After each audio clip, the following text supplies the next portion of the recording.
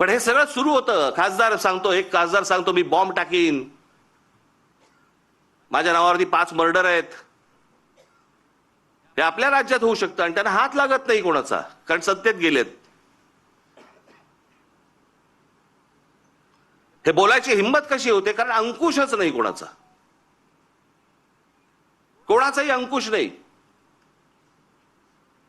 कुठे कुठचं काम चाललंय, तिकडे आता कुंभमेळ्याची कामं सुरू आहेत, तिथे पण सगळं गोंधळ आहे.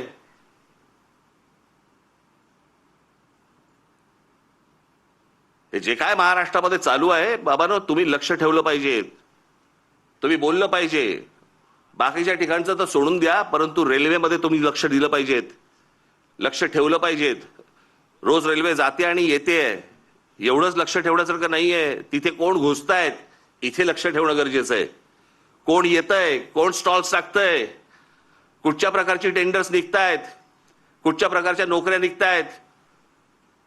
स्टॉलची उद्या टेंडर्स निघाली तर ती आपल्या मराठी मुलांना मिळाली पाहिजेत, प्रत्येक स्टेशनला मिळाली पाहिजेत.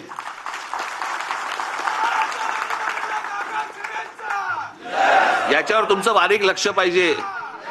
ते जर बारीक लक्ष नसेल तर कसले काय चाटायचे वर्धापन दिन, काय करायचे वर्धापन दिन?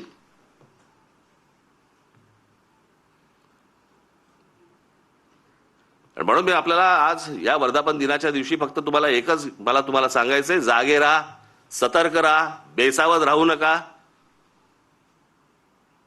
आपला मराठी ठसा महाराष्ट्राच्या रेल्वेमधनं पुसला जाणार नाही याच्यासाठी काम करा. धन्यवाद. जय हिंद, जय महाराष्ट्र. 100 वर्षांची गॅरंटी संपली की अशी पत्र देशांकडून पाठवली जातात, बघून घेईन अशी मुख्यमंत्र्यांची कुठची भाषा, असं म्हणत राज ठाकरे यांनी मुख्यमंत्र्यांच्या प्रतिक्रियेवरती निशाणा साधलेला आहे.